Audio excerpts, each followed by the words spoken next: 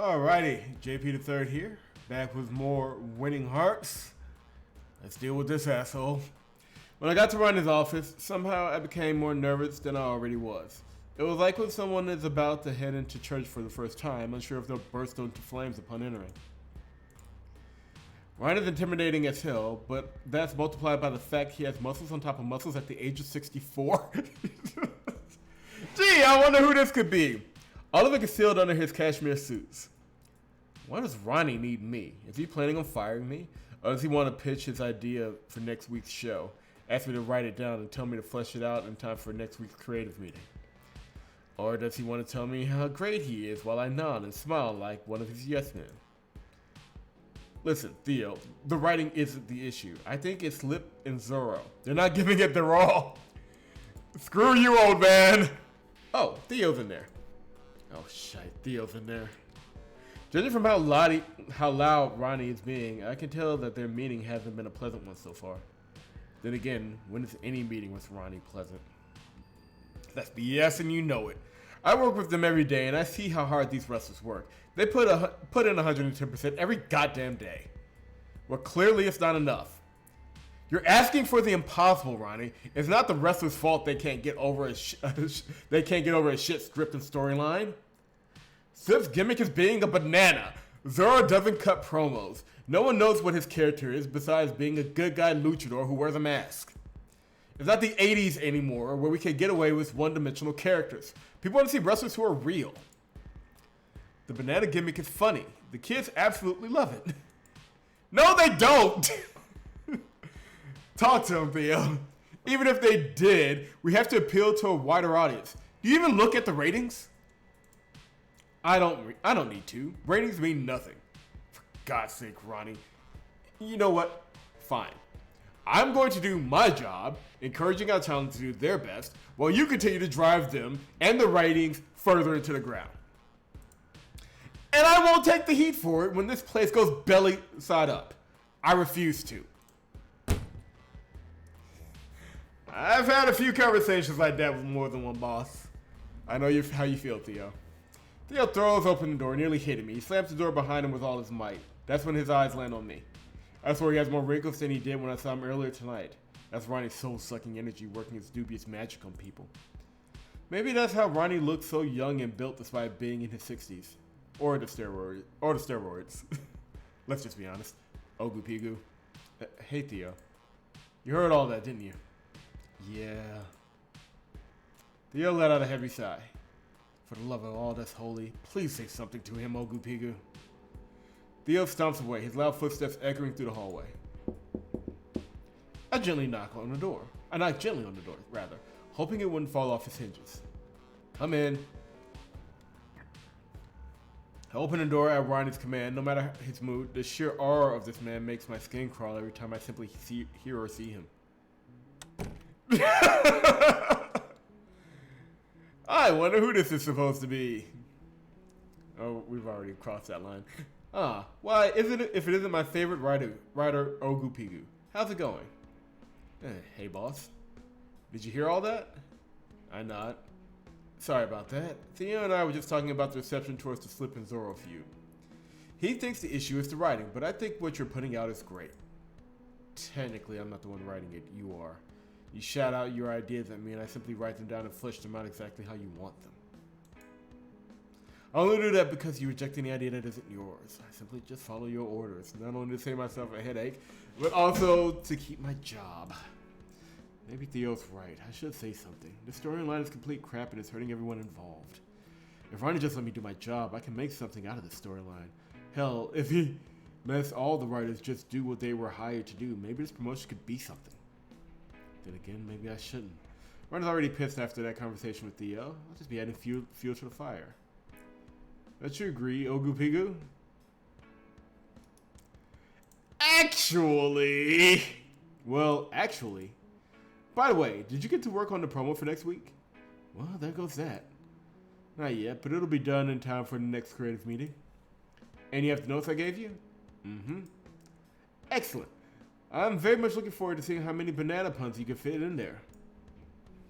Just to clarify, should Zorro be doing anything? No. He's a silent hero. Eventually he'll get tired of all the banana puns and beat the life out of Slip. That'll get the crowd to cheer for him. I think that's only because our entire audience wants to legitimately beat the crap out of Slip. Now, let's get to why you're here. The new NGW title that Slip and Zorro are vying for just got finished a few days ago. Normally, I would have the title sent to my residence, but there's been a string of burglaries in my neighborhood, and I can't afford for the damn thing to get stolen. So I had it sent to your address. If I'm not mistaken, it should have arrived there earlier this evening. Wait, what? The titles we get commissioned are top of the line, made out of the finest leather and gold plating. Knowing Ronnie, he probably got a ton of gems encrusted in there as well. These titles cost more than I make in a year. No scratch that 5 years. Why would he send one of them to my flat? Oh, wait, why did you do that? I meant to tell you sooner, trust me. But if you ever own your own company, you'll learn that a lot is on your plate. From managing contracts to scouting new talent, sometimes little things like this get forgotten. I wouldn't exactly call this a little thing. It's also because I like you, Ogopigu. You only like me because I don't talk back like Theo does. Thanks, Ronnie. I have to tiptoe around Ronnie, make sure the edges of my lips are curled up in a smile and that my tone has an ounce of life to it, so he doesn't know how much I both fear and despise him. It's tiring. Now I'll get going. I'll see you at our next meeting. He shooes me away as if I'm some annoying little brat. For being his favorite, he likes to show his love in odd ways. Bye, Ronnie. I shut the door behind me, feeling a bit better than when I walked in, but that pit in my stomach remains. So I guess I'm not feeling all that better. Well, I can't dilly-dally. Gotta get home and start working. I walk up the front steps to my flat. Musty Hill is an area in Liverpool that has wide patches of land filled with either grass fields or concrete trees. I want to say that my flat's building looks like a thatched cottage or a brickwood house from the 1930s, but that'd be a load of rubbish. I'm pretty sure the building I lived in was made in the 2000s, judging by how rectangular it looks. A strangely modern building in the middle of what looks like the woods. There's some sort of party going on in one of the other flats. People are walking up and down the hallways, covered in silly string. One guy is carrying a pack of beer with a broad grin on his face. Couples are holding hands, trying to find a space to dance as the music blasts through the open door. I don't know who lives in that flat, but I imagine they're going to receive a large number of complaints from the other tenants. I look at the familiar door with the gold number 4 on it, the front door to my flat, and right there the tall thin box poking halfway out of my letterbox. I somehow managed to pull out the jam parcel without it sustaining any noticeable damage. Whew. My heart thumps loudly as the music continues to play. As if on cue, the track finishes and I fit my keys through the lock and open the door to my home.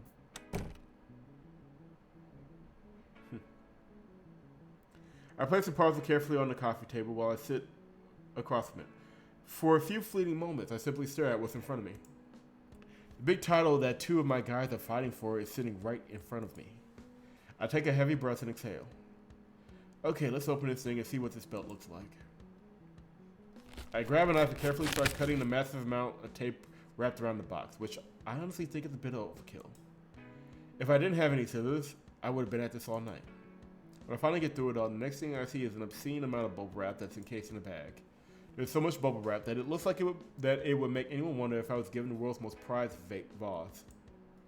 I'm pretty sure that's how you pronounce it. I unroll the bubble wrap and set it aside for when I'm super bored.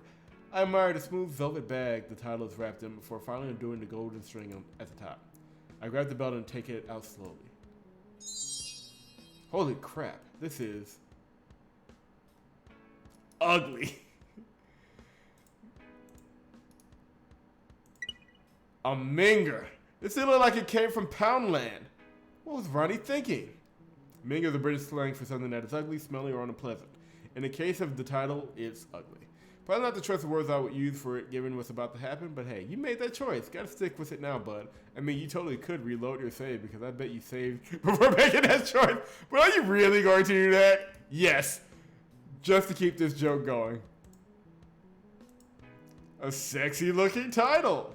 Who would have thought I would be the first person to lay their hands on this beaut? For once, Ronnie did something right. Ah, shucks, you're gonna make me blush. You ain't too bad yourself. I tense up. Is this a woman in my flat? God, I hope it isn't one of those party goers again. The last time they came in here, they ended up crying about their breakup. Frantically looking around my place, there doesn't seem to be anyone around. And then being haunted by ghosts, just like in my favorite show, Ghost Switch. Oh god, I hope that doesn't mean I have to end up calling a con man. Hey, down here. I look down at my lap, right at the title.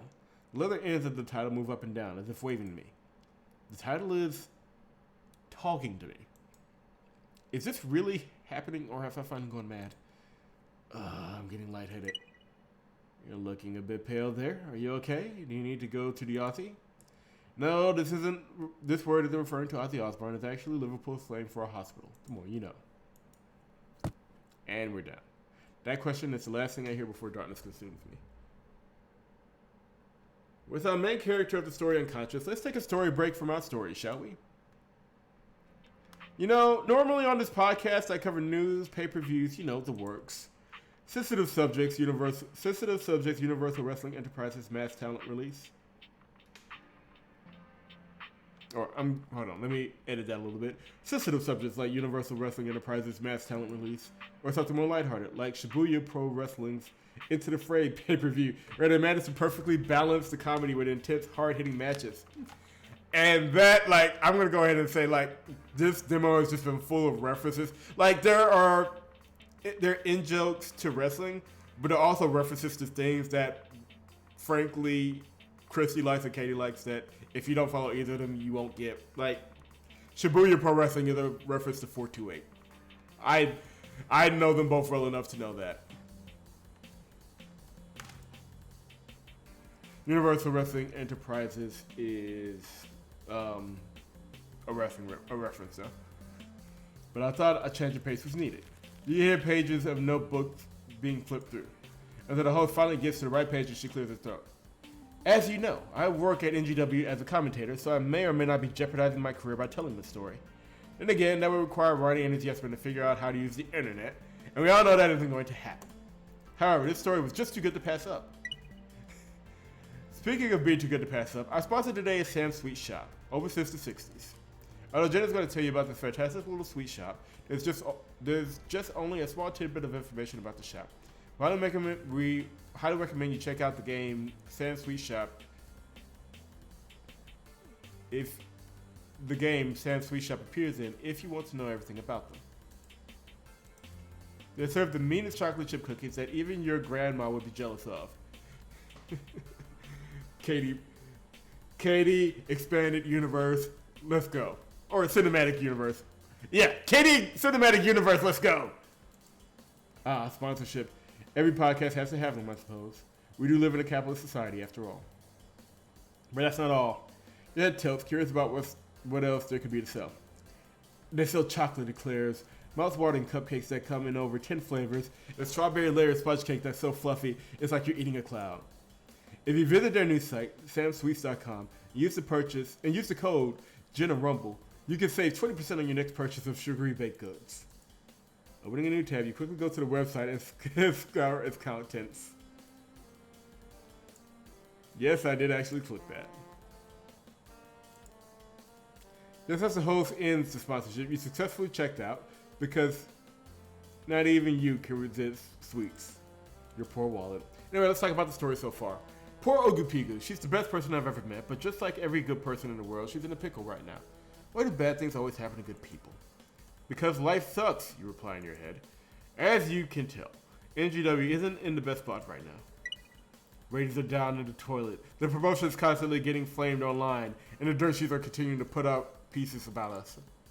Dirt sheets are websites or newsletters that cover all aspects of professional wrestling. They typically put out information about what's going on within various wrestling promotions. This can range from real-life drama involving a wrestler or plans that a company has, like storylines or matches. Dirt sheets gained a bad reputation because they exposed the business for being staged rather than real. But hey, someone's going to find out professional wrestling wasn't real at some point. Nowadays, there are a ton of dirt sheets out there that fans can get info from. For the most part, people get any inside information from Dave Meltzer, who started the first ever dirt sheet in 1982. Imagine writing about wrestling for 40 years. That takes some serious dedication. Facts. They're saying how Ronnie is essentially running NGW, and that wrestlers are voicing their concerns and are even thinking of leaving. You know, the whole 9 yards. It's really bad, and I think a lot of it is weighing heavily on Ogupigu. Should she step up to Ronnie but risk losing her job?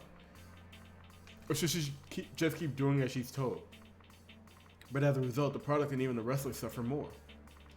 She's at a crossroads, and she's scared to go on either path, her selflessness clashing with her need to survive in this world. I'm sure we've all been in a similar position. You think back to your own adventures in life, where you had to weigh your options carefully. They weren't easy. Some of these decisions you don't regret, but others, you wish you could go back in time and change your decision, your mistake. But I think there's hope at the end of the tunnel, with the introduction of that talking belt, which by the way, doesn't surprise me in the least. I've seen a lot of crazy things in my life, like wings exploding, custody battles being settled in the ring, really, a lot of crazy stuff. All these things happen. I guess you could say that wrestling really prepares you for the roller coaster that is life, huh? Anyway, that title is definitely going to come in handy. I think it's going to be what turns things around for NGW. Maybe something crazy like a talking wrestling belt is exactly what we need to put life back into this place. Don't you agree? You are sure you do. Oof, it's getting a little heavier, isn't it? Before we get back into wrestling, let's move on to something a lot nicer. Before we get back into the story, let's move into something a lot nicer, like Joshi wrestling. Joshi wrestling, also referred to as Joshi Pro Wrestling, is a term to describe Japanese female professional wrestling. It first started back in the 1950s. Legendary Osaka Joshi Wrestling, popularly known as LOJW, has another great show this week. For those unaware, Joshi is a term for Japanese female professional wrestling. If you really want to see a range of styles without the need to know the language, Joshi is a perfect starting point to learning more about Japanese professional wrestling. The podcast continues to go on about Joshi wrestling for another 20 minutes until, well, I hope that elevated your spirits. Let's get back into the story, shall we? And yeah, I think we'll pick it up with one more episode. I'm not exactly sure how long the demo goes, but I would like to keep these episodes rather concise. Leave a like if you're enjoying the series so far. Subscribe to the channel if you have not done so. And when we get back, we will talk to the Living Wrestling Championship. Go figure.